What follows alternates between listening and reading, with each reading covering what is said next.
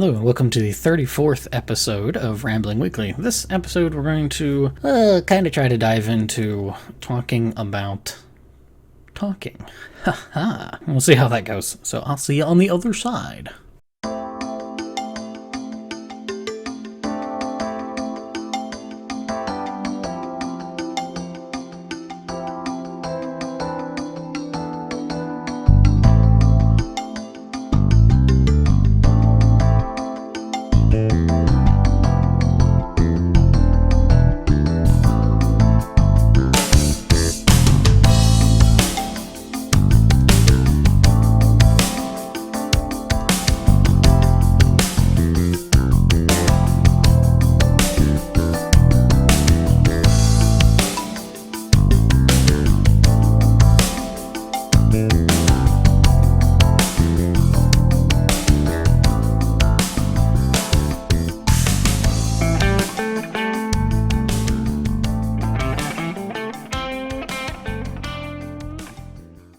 And welcome back. That there tune and all the tunes for this episode are going to be from SSH's This and That album, which is available on iTunes. So if you do like it, throw some support SSH's way. It's a good tune. I think the album's like $9 if you still buy albums and stuff, but that's the way I got it. I bought it off of iTunes. It was neat to see some of his work on there and stuff. So yeah, very calming, very soothing, very good tune. The album itself it bounces all not like in a way that's frenetic, but it has a very strong, like, energetic start that slowly kind of gives way to a little bit more of a calmer, driving on a Saturday night / Sunday afternoon kind of vibe to it, and then it ratchets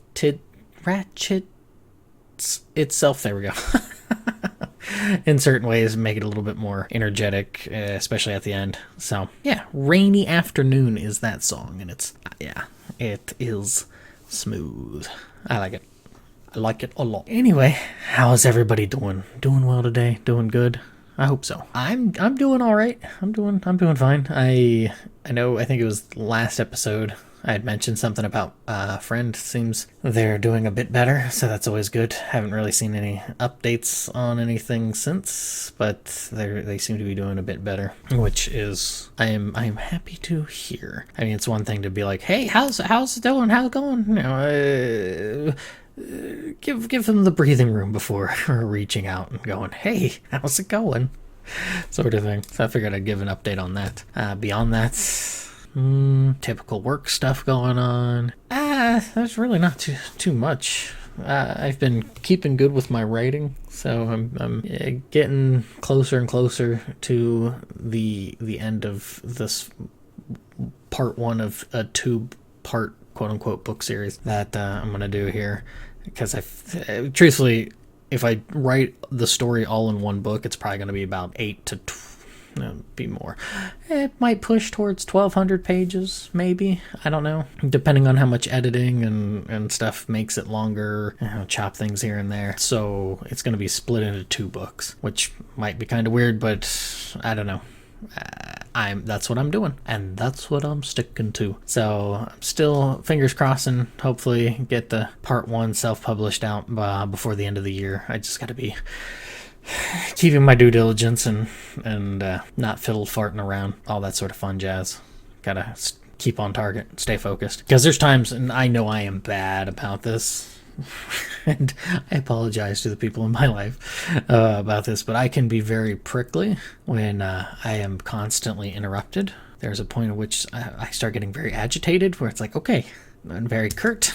Let's be on our merry way. I've got things to do. I hope you have things to do, because I've got things to do, and I cannot be bothered right now. That's the unfortunate curse of doing the writing thing, is there's just times where I'm like, part of it's also because, like, if I get interrupted while I'm trying to write, that train is very hard to start back up.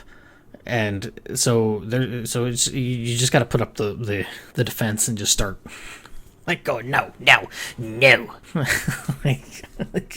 I know that's maybe not the best way to do it, but sometimes I feel the same way when it comes to work. Work will do wonderful things to try to get more out of people, and I mean that in the most driest sense possible. But you just got to put your foot down and be like, no, I am not doing this. Sure, there's times where I will be willing to do something, quote unquote, go the extra mile. But when the extra mile eventually starts to become I don't want to say the expected, but a part of the routine, we'll say. And then it becomes, oh, well, I had this extra mile. So now it's become extra miles. And it's really, no, you've got to put your foot down and be like, no, not happening.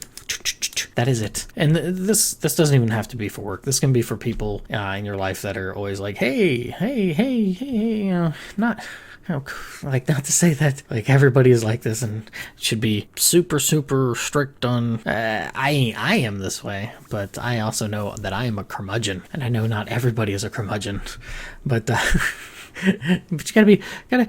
I think you should be judicious on people there. Not necessarily judgmental, but you should make sure that the people that you have close in your life are help coloring it in ways that you appreciate. For myself, I like to color it with people who will prod me along to make sure I keep on task and that I'm doing what I need to be doing. They keep me behaved. Because I can expect a whole bunch out of myself and then just kind of flub it all away because that's all on me. So the only person I get to be angry at is myself. But if other people are doing it, well, I got to be a little bit more on point. I have to be a little bit more upstanding. I don't want to disappoint people, right? Because I can live with my disappointment because that's all it comes down to in the end. But if I disappoint somebody else, well, there's only so many times you can disappoint somebody before they're just like, peace, toodles. That's never a good thing. So, what else have I been doing? I've been streaming a little bit. That's nice. I've been trying to get into the habit of streaming a little bit more. I do tend to make my schedule so I can be like, oh, hey, I know exactly what my schedule is going to be, so I can do a little bit of streaming. That, and also not trying to force it and be like, oh, I've got to stream X amount of time. And I wasn't even thinking that beforehand. I guess I get into these bad habits of like, oh, I need to stream something, or instead of just like, just streaming to have fun with it. And it's like, no, you don't need to, like...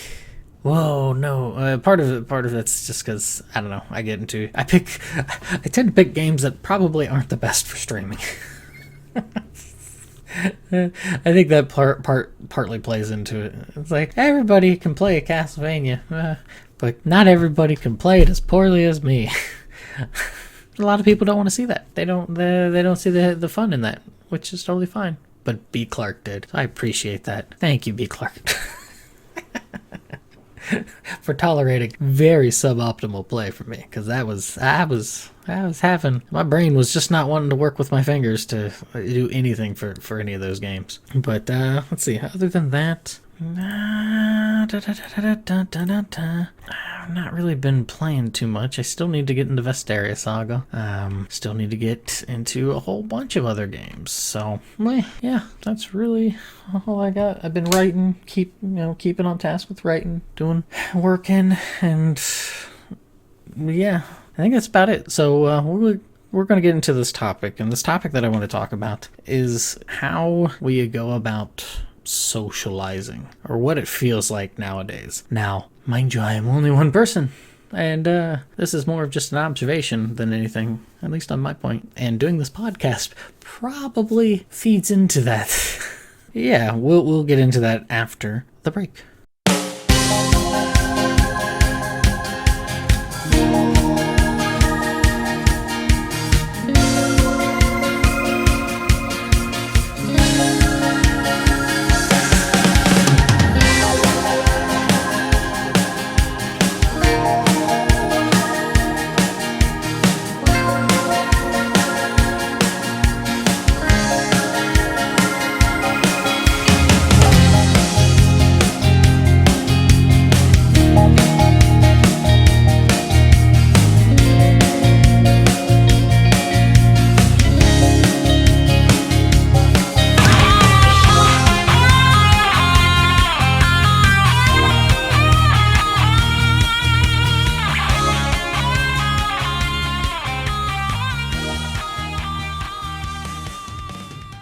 Welcome back. That song there was Hazy Moon. Continue the trend, a little bit more energetic, but Yeah, like Rainy Afternoon in the previous bumper. This one definitely a bit more of that like Saturday night, just sort of just drive.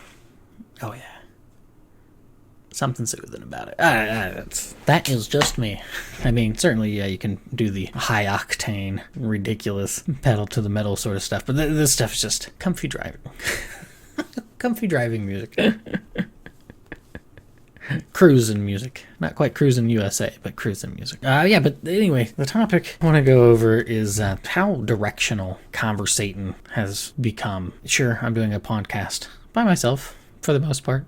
Sometimes I have guests. There will be more guests soon.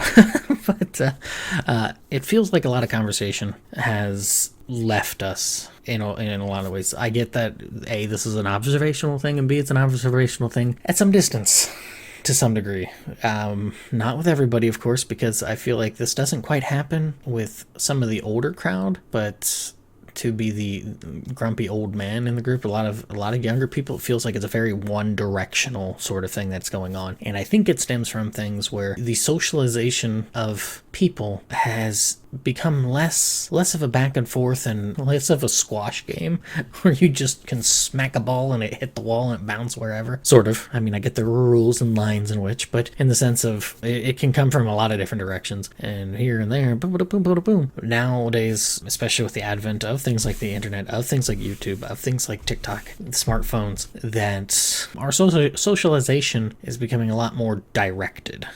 And I wonder if that isn't why a lot of the advent of more popular essay videos and people sitting in front of a screen talking to people is because it sort of scratches that socialization mechanism of maybe because of things like the internet, because we've been able to decentralize perhaps too far of a degree where there is not much in the way of social cohesion, or at least strong social cohesion, that we get the familiarity of being talked to from teacher to student is the strongest bit of socialization we get nowadays. You know, we always worried about the kids. Like when I was younger, there was the worry of the kids being just plopped in front of the TV, or, you know, the kid just having the video game and whatnot and then being isolated. That's not everybody, of course. There are still some people, a lot of people who are able to socialize, but I feel like more and more that the socialization is becoming a lot more directional. The bullying of yesteryear is still there. It just wears a different mask, right? It's not so much the, how to put it? I think of things like, because the forums have slid into obscurity. Even like YouTube comments have really tapered off. But even when they were a thing, it is still the one directional of the presenter of the video, one directionally hitting the audience. And the audience generally is responding to, if they are responding, they're responding to the presenter in the video. You don't get a lot of back and forth and different conversations going on in YouTube comments. Discord, you certainly will get that to some degree, but it does get segmented, and I know that's kind of, Discord is probably the best evolution to come out of forums. Things forums have really petered out, especially in the last 10 to 12 years. It's really just fallen off a cliff. I mean, there are probably some forums out there for something, but yeah, like even you know, YouTube, not YouTube, but Twitter, or think of TikTok. TikTok is kind of the same way there. It's a lot of just this presenting through, how to put it? It's almost like there is this obelisk or just this foundation, this stamp, boom, right there. And then it's just the push through and the projection. Hey, this is not okay. This is how you do this. It's not, and I get that you can't really, it's really hard to have a conversation and that sort of thing, but in the same hand, it doesn't feel like anybody really wants to conversate about much of anything. And maybe that is the plague of the day that we get to deal with, is that maybe because for some people, conversation is too personal, and there's just that division, that gap between what's close to the heart and then just kind of throwing stuff out there. You can't replicate it in that way. Maybe I'm just really off base on this one. I don't know. I feel like this is a a problem that we're suffering is a lack of ability to conversate. And I think I'm going to tie in something into this a little bit, if I can drag it out of the oh no, probably not. I was thinking of saving this for a different topic, but this actually might be better. Look at this. Look at me attempting to do things on the fly. There is and I'll have a link for it, but there is this one tweet that I saw that was a reply to an image that somebody was like, I can feel it. What they commented to a picture, and this picture, I'm not going to read it verbatim, I'm just going to give the general gist of it, was a alleged text conversation between two people. One upset and is like, hey, you ghosted me? What's up with this? And then the other is like, I didn't. And then they do this thing where I guess I should probably. So yeah, I'm going to, I lied. I am going to read this because it would be a little bit more coherent, probably a bit better than just what have you. Person A, so you ghosted me. Person B, no, I didn't. Your conversation skills were below par, and I carried the conversation all the time. You are nonchalant, inexpressive, and your idea of taking an interest in me was a constant, how was your day? Having a conversation with you was not mentally stimulating. I didn't ghost you. I just stopped entertaining mediocrity. Person A, wow. I saw this, and it floored me, because A, this person's like, I can feel it, and they have nearly 400,000 likes on it. And I get to extend a quote that I always liked, the Robin Williams genie little short, great minds don't think alike, they think for themselves. To take the actual quote, great minds think alike, but small minds rarely differ, kind of thing. I know I'm not saying that right. I'm messing up that back half, but I'm not. I think that's how that goes. I guess I'm just floored that because it's 400,000 or 389,000 likes, 78,000 retweets, and only 2,444 comments. Wow, a lot of people feel this way, and this is from somebody who posted this who only has 1,000 followers. I bring up these numbers because a lot of people seem to feel this way. Is that like how evidently asking how somebody is, evidently I'm doing this podcast all wrong. No wonder why I'm only getting so many views and stuff, is because I start off with a third of the podcast here asking really briefly how people were, and then I just kind of ramble about how my week had been. Evidently I'm doing it all wrong. I am mediocre. I'm mediocrity in human form. I guess it floors me that people see asking how their day was as something of a baseline mediocre. For one, I'm not a mind reader, and nor should anybody be expectant to know exactly what's going through somebody else's mind. Hence why, how was your day? Is always something that you try to ask.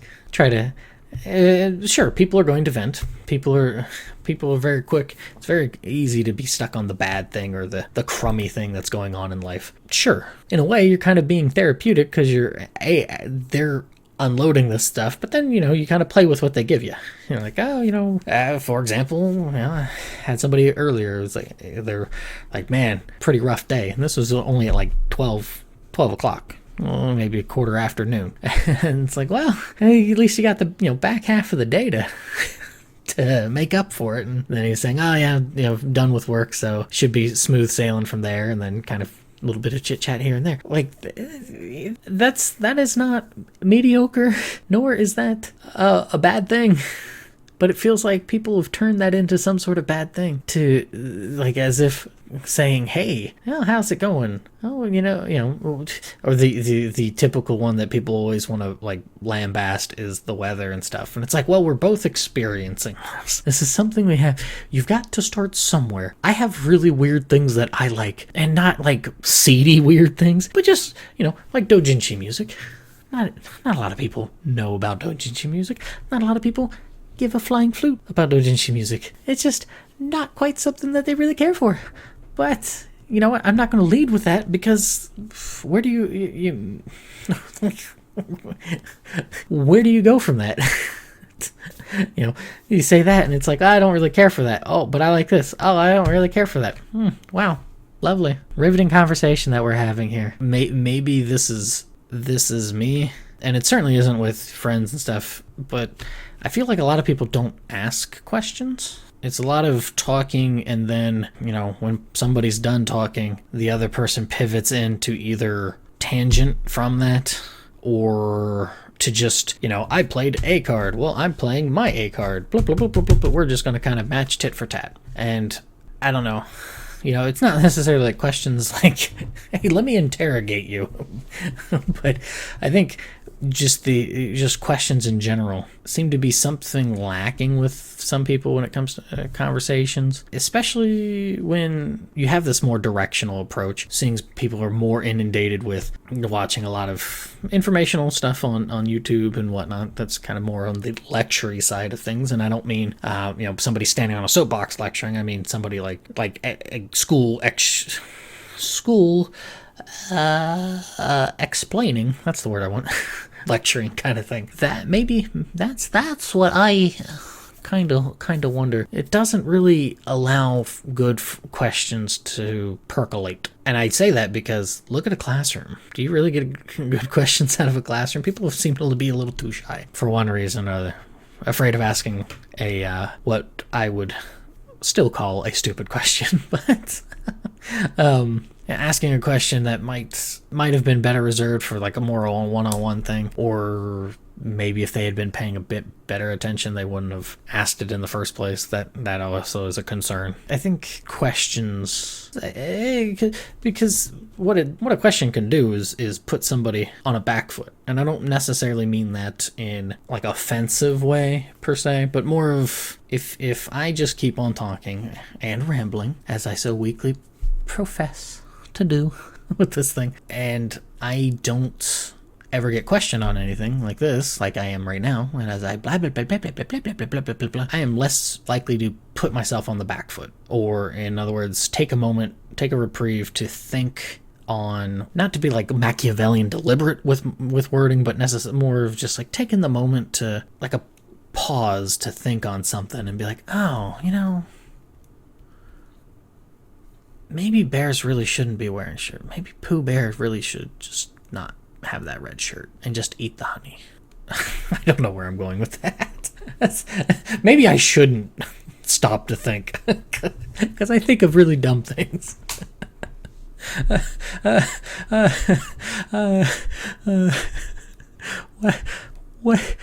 Where did that even come from? See, if I had somebody asking me a question, you wouldn't have heard that completely moronic comment.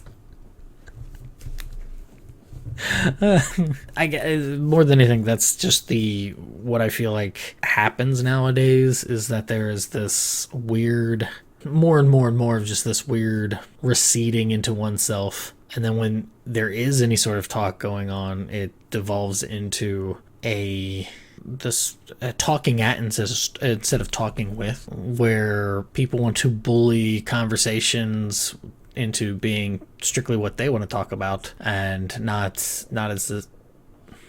Was that my stomach? Or is that the chair? Bullying into a conversation where it's just like, hey, I want to talk about this, and I'm only going to talk about this.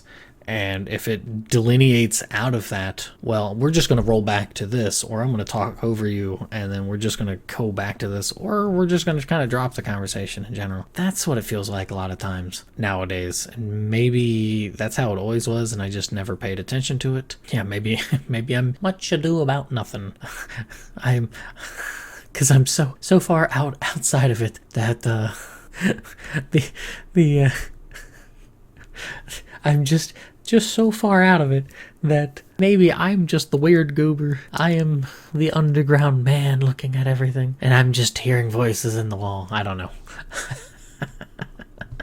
I will say this, next time you ever conversate with anybody, or just overhearing conversations, because I know, Mr. Sushi B, we've talked about this a little bit, and how sometimes it feels like it's very rare for a good conversation to just happen out in the open. Yeah, if you ever do get it, just anybody, if you ever do get in a conversation, kind of think about it if you can.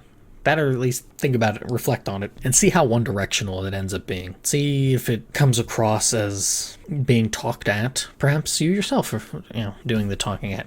I mean, that's kind of what I'm doing right now with the podcast. I'm talking at you because I can't talk with you. That's what the comment section's for. I can talk with you there. But yeah, just think on that a little bit the next time you have a conversation, and see if that is happening a bit more. I know, and I can think of a good few examples where that is the case from different walks of life of people and stuff. So I'm like, I don't think it's necessarily a young thing. I think it's just how we've adapted with like smartphones and stuff. It's just become a lot more one directional. So at least that's what I think. And maybe I am naturally way off base, because there's always that most certain possibility. But yeah, enough of me being an idiot. It's time to go to the quotes. The quote. Keep on hitting my mic. Time to go to the quotes.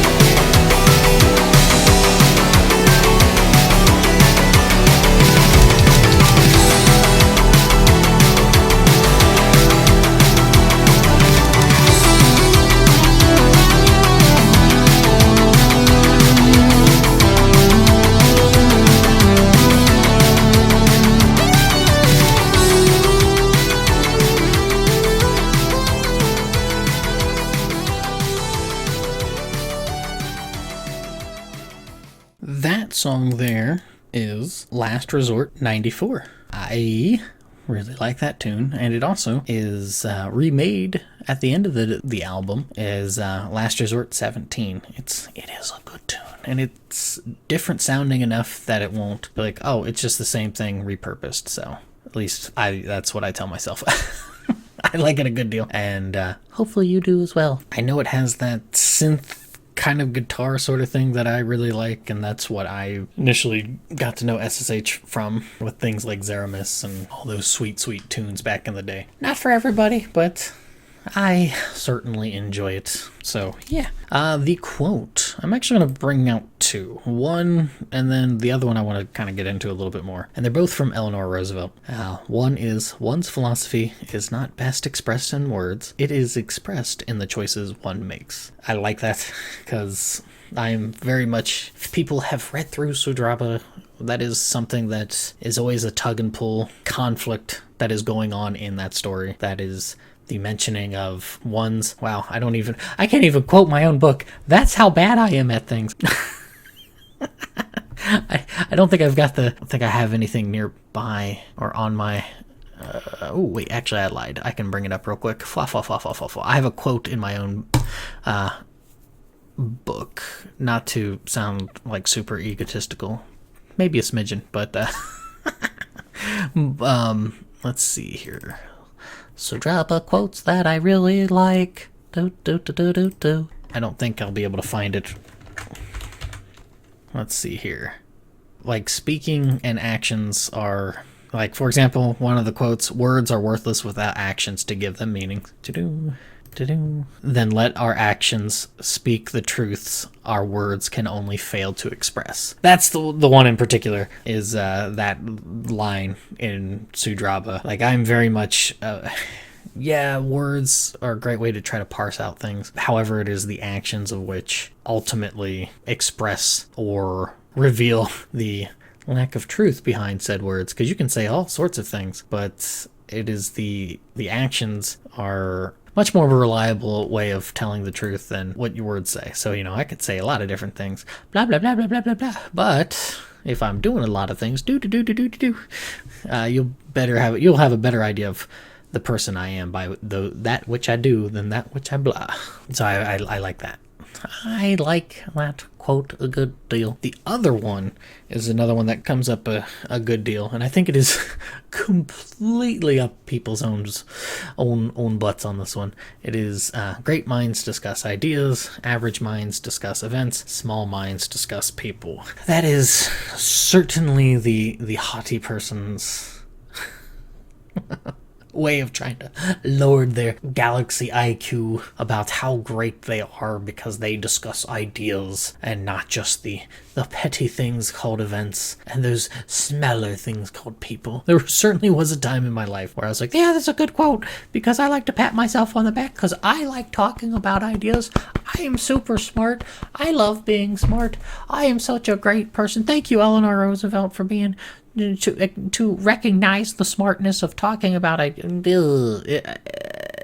absolutely not.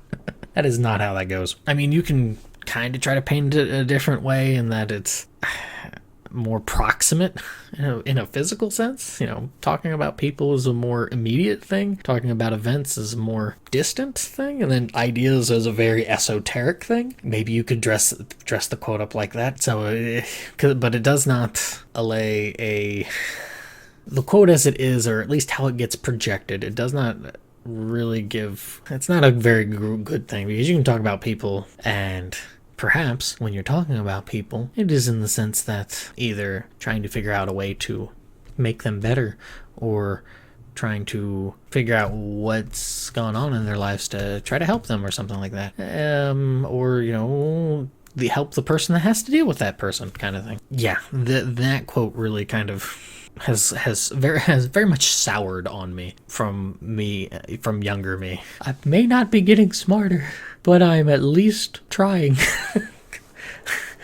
I try to be a little... I think this is also the failings of just people in general, is that we come across things and we like the sound of them or like the concept behind it, but that's because it's lighting up the path we're already walking so we don't trip ourselves up, or at least we think we don't trip ourselves up, and instead it's one thing to kind of reach an idea on something, it's another thing to then once reach that idea, don't simply take it for what it is, but then turn it back on its head and kind of inspect it a bit more and everything. And I think that step is the step that a lot of people don't ever take, and I get it. I mean, it's hard to then be like, okay, I've made this choice, and then or I've got this thought. This thought is it's an agreeable thought.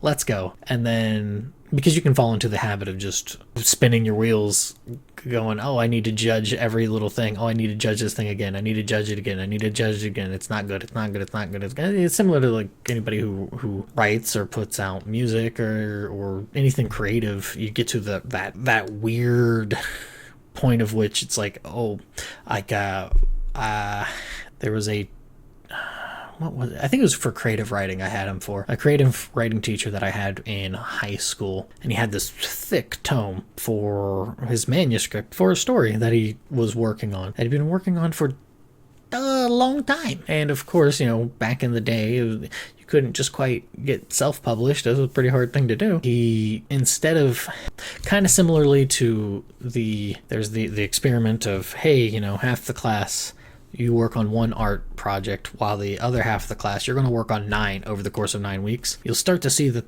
those who work on the 9 different projects develop certain abilities of being able to quote unquote cut edges or adapt. Like there's an adaptability that gets brought out that somebody who sits there and dwells on the one thing over and over and over, they probably aren't gonna like there's an upper threshold of which they just sort of hit. And of course, that's not taking into account talent, effort, and just sheer genius of people. But I really think that adaptability and being able to it plays a part in it, and if you shouldn't just dwell on it and then regurgitate it and then just kind of shear little edges, shear a little bit more, because if you just sit and stick on it, and I know this isn't this is very far away from that quote, but it I guess it's just because I'll be honest, there's a lot of the things with it's not like I'm being dishonest, but to really elucidate that I'm being honest, I have to say I'll be honest. Just to highlight that. There are quotes that I have in my head, but they're buried under mountains of just other information on things. So it's like, oh yeah, that. Or just things in general. It's just kind of how my brain works. It is very compartmentalized. So, for example, with these said quotes, obviously you've seen it with Sutrapa. It's not like I've got my own book in my head to know when to quote certain things from it. Partly because I'm just a forgetful goober. But the other part of it is I feel like if you have these things, they certainly become a part of you in some way. But it can start to morph and congeal in ways that emotionally or what have you, they start to become these gravitational points that you just sort of loop around and loop around and loop around and loop around. And that's just not how I am. I don't really have very good, strong gravitational pulls for things in a lot of ways. And I don't know why. I am my own person, but then there's times where you gotta wonder, is he an automaton? Not quite, but maybe it's just that is the whatever coping mechanisms I've adapted for my life. That's just what's just they've come to turn into, is just I'll have things in my head, then they'll be right there, and I won't remember them detailed enough to be able to call it verbatim because it's just not who I am. I don't. I was just. It's just not really. It's just not who I am. That's it. That's all I got. So the outro tune is Bullseye, and this is a tune that is very much in line with just SSH's style, especially his original stuff from what I'd heard way back in the day. But it doesn't have that synth guitar sort of thing. So. Yeah, that's it. That's all I got for this week on Rumbling Weekly. So, I make these goofier and go, what is wrong with me? Anyways, yeah, that's it. Enjoy your weekend, weekday, or whenever you may be listening to this. And yeah, I can't be like talking about the other ones when. Yeah, we'll leave it at this. Enjoy your weekend. Thanks for listening. Bye-bye.